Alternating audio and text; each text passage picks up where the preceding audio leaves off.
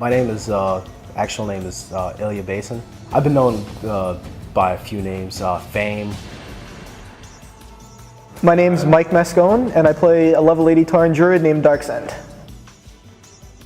I'm Scott Porcaro, but I play T-Tox, a level 80 Death Knight on Mal'Ganis. I'm from Brooklyn, New York. I've lived in Queens my whole life. I live in Yardley, Pennsylvania, near Philadelphia.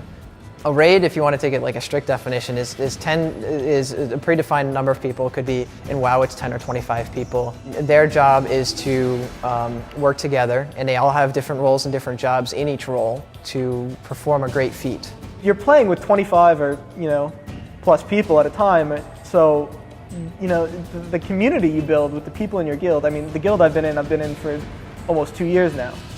So, it's really about the guild experience and playing with people that you trust, and it's a lot more of a community experience than people who don't play video games realize. I'd give shout outs to like every single guild I've been in, because I mean they helped me grow as an individual, as a raider, etc. So I mean, I started out with Premonition, then Drow, then Vodka, and now Might. We were a top probably 250 guild, and the guild had mostly been comprised of working professionals. Beyond the game, you don't really know them, even though I consider everyone in my guild, most of the people in my guild, friends. Another guy's a veterinarian. Sometimes he'd be on the phone during a raid with I remember they had a pet, they were weighing a decision where they're going to put down the pet, and he's on the phone with this person, and he's DPSing in Black Temple at the same time. I had no idea when I jumped into WoW, I had no idea the rating was going to be back in the day what it was then, even, like 40 people working with each other. While the encounters were fairly simplistic, they were, really, really challenging. Having never done MC at all before, the very first night there, we got all the way up to Geddon. Just started doing Molten Core in the beginning, but Black Lair really got people to focus and think a little bit more. The encounters were a little bit more challenging. You need a little bit more coordination, like Veil Strats and whatnot. Oh, you got to run out. What separates the raids, I would say the coordination. A hardcore player has a goal in mind, and this is what they want to go after, and that's why they devote all that time, all that effort, they will go to extra extents to get certain items just so they could overcome a certain encounter where a casual player might be well, I'll just try to get to it, and if it's not going to work out, maybe next week. Everyone thinks, oh, you're a top 50 world guild, you all serious, never talk to me on Vent, always. It's not really like that at all. Sure, there's wipes to vent clutter. We go into a raid encounter already knowing what the strategy is going to be. Even the best laid plans, there's going to be times where you're going to be, oh crap, and something happens, and it's a game of numbers, it's a game of dice. So many things could go wrong in that fight, because you had 9 ads spawning at a time, with 4 different tanks picking them up, and no tricks of the trade back then, so you only had hunters misdirecting. So if you missed something, your healer's dead right away.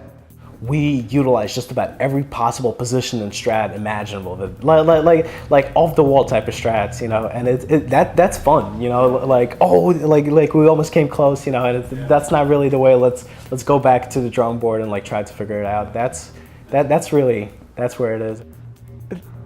That fight, literally, once you got to 5%, you could get to 5% 50 times in a row and still be no closer to killing it than you were when you were still wiping in phase 1, because that last 5% was almost impossible if you even had a single player dead.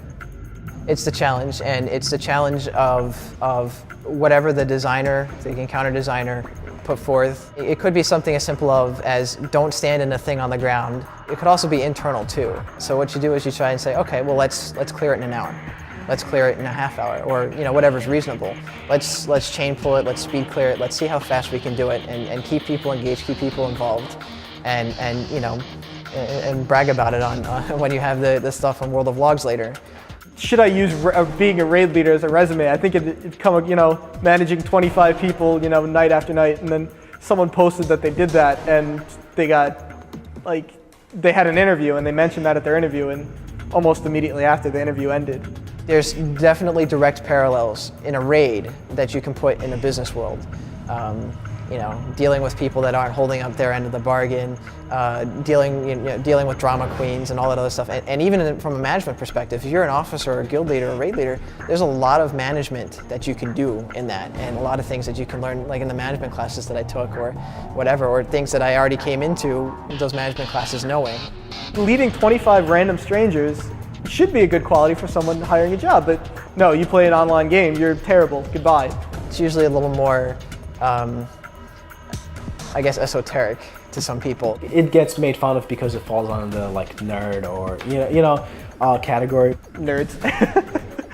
It's more apt to get the basement dwelling, living at the parents, stereotype of a gamer. I get ridiculed, made fun of, but I mean it's cool, like I get punches thrown at me because of it, and it's I'm able to take them because I enjoy what I do. That's my hobby.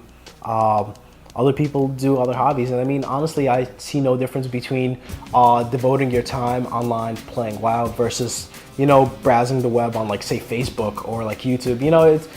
You're still in front of the computer. I do something interactive.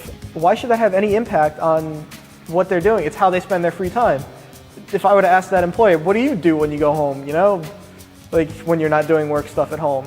How is that any different from how you spend your free time? Just like say when cars came about, people were like, what is this? And then they eventually got into it. And I think the same thing is going to happen with gaming. While it might get ridiculed right now, give it a couple of years and everyone's going to be playing it for the most part. We had wiped sub 5% all night, and then trash respawned. And it was getting late, and we're like, you know what? We've been getting there all night, so we're gonna re-clear trash and go as late as we need to. And it's probably about 1 in the morning or so when we finally killed it. And event was just crazy. When you've been working on a boss that long, having that much struggle with it. I also remember it because as soon as we killed the boss, Darksun promoted to initiate, Darksun promoted to member. While people are going like, yeah, we killed it, and Ben is like blaring. To me, I still realize it's a game, and it's cool. We invested a lot of time to get to that point, to kill whatever encounter that's needed. Once you overcome that, I think you want to, relax, have your free time going for you. It's all about coordination. You had to be really coordinated. And planning. Learning the mechanics. And in some cases, it's just winging it.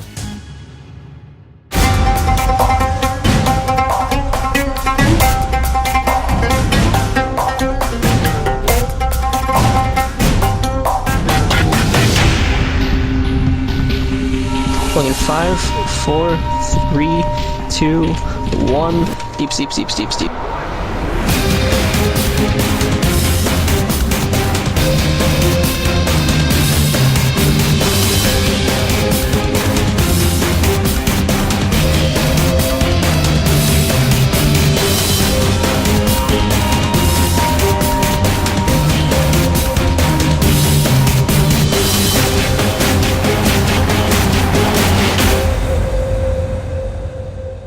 Like spot on. I mean, bravo.